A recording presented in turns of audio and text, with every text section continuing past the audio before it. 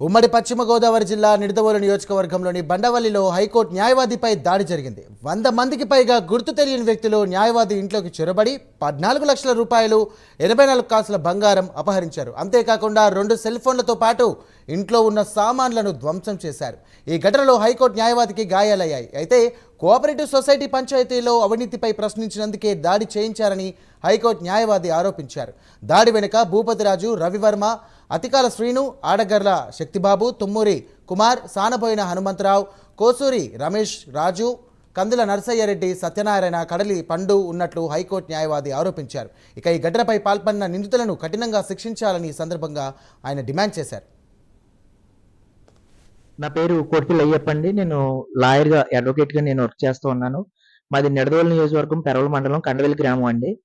కొత్తగా 16 సంవత్సరాల నుంచి మా కండవెల్లి కోఆపరేటివ్ సొసైటీలో భారీ ఎత్తులో అవినీతి జరుగుతూ ఉందండి. రైతులకి లాభాలు కానీ, సబ్సిడీలు కానీ, అలాగే ఇన్పుట్ సబ్సిడీలు కానీ ఏవి కూడా గత 16 సంవత్సరాల నుంచి పంచట్లేదండి.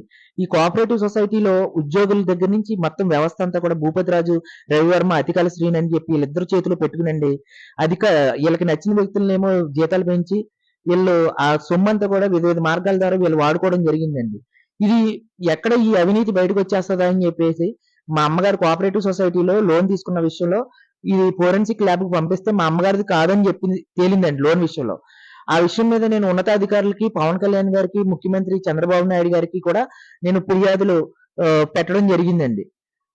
ఆ ఫిర్యాదులు భాగంగా విచారణకు వచ్చినటువంటి రీజనల్ కోఆపరేటివ్ ఆఫీసర్ కానీ, అలాగే regional sub cooperative officer Subbarao గారు కానీ వీళ్ళంతా కూడా ఒక యూనిట్ గా ఫామ్ అయిపోయండి. రవివర్మ గారు ఎలా అయితే చెప్పారో ఆ రకంగా ఓ 30 మంది నుంచి 40 మంది రైతులు వచ్చండి విచారణ అడ్డుకుని మా అమ్మగారిని మహిళా రైతుని చూడకుండా బూతులు తిట్టండి, మమ్మల్ని ఇబ్బంది పెట్టండి, మమ్మల్ని గ్రామ బహిష్కరణ చేసినట్టు 51 మంది రైతుల చేత సంతకాలు పెట్టించారండి. అదే విషయంలో ఈ ప్రజా వేదికలో ఏదైతే ఉందో అప్లోడ్ చేశారో PREGS లో దాన్ని నేను ఆ స్టేట్మెంట్ తీసుకుని దాని ఆధారంగా రాజ్యాంగబద్ధంగా, చట్టబద్ధంగా నేను డిప్లొమేషన్ యాక్షన్ తణుకు కోర్టు నుంచి వేయడం జరిగిందని నోటీసులు ఇవ్వడం జరిగింది.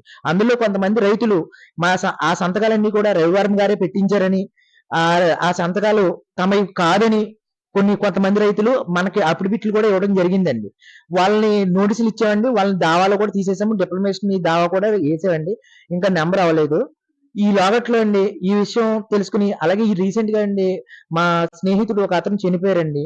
అతను ఒక చర్చి యొక్క ఫాదర్ గారి అబ్బాయి వాళ్ళ వైఫ్ తోటి శారీరక సంబంధం పెట్టుకోవడం వల్ల చనిపోయారండి. అదే విషయం మీద ప్రతిరోజు గ్రామ మీటింగ్లు అని చెప్పేసి అండి చర్చి ఉండకూడదా, ఉండాలా అని చెప్పి ప్రజల్ని రెచ్చగొట్టే విధంగా, భయభ్రాంతులు గురి చేసే విధంగా భయానక వాతావరణంలో రోజు మీటింగ్లు పెట్టడం జరుగుతూ ఉందండి.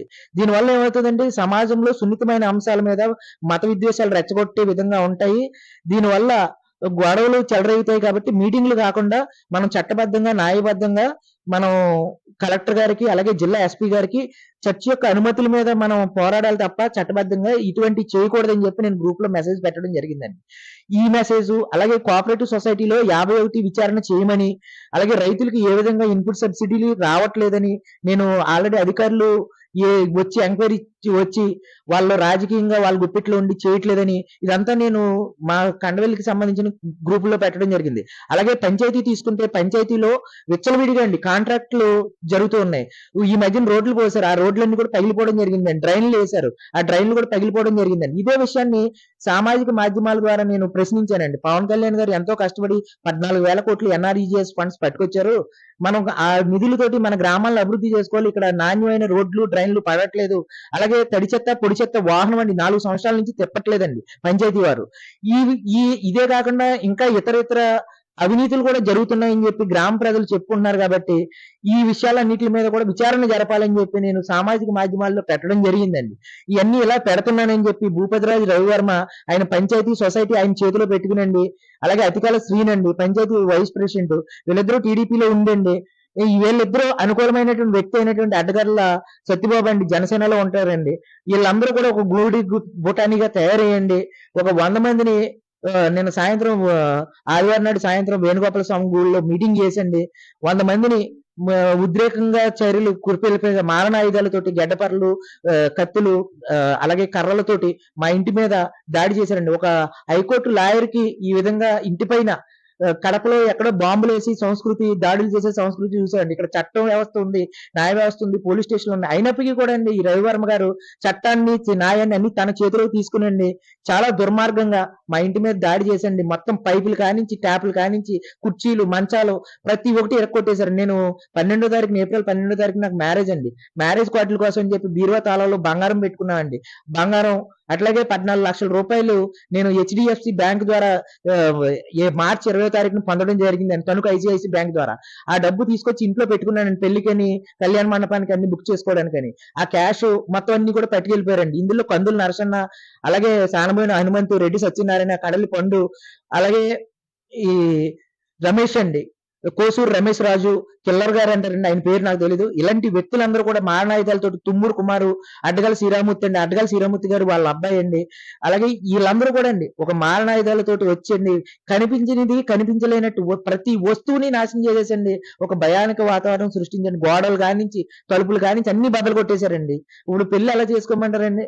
అంటే 14 సంవత్సరాల నుంచి జనసేన కోసం నిరంతరంగా ఎన్నో ఆర్టికల్స్ రాస్తూ, అటు బీజేపీకి కేంద్రంలో బీజేపీ చేసినటువంటి మంచి పనులు రాస్తూ, సమాజం కోసం ఎంతో పాటుపడుతూ కోటిపల్లి కాలం పేరుతో ఆర్టికల్ రాయడం జరిగింది.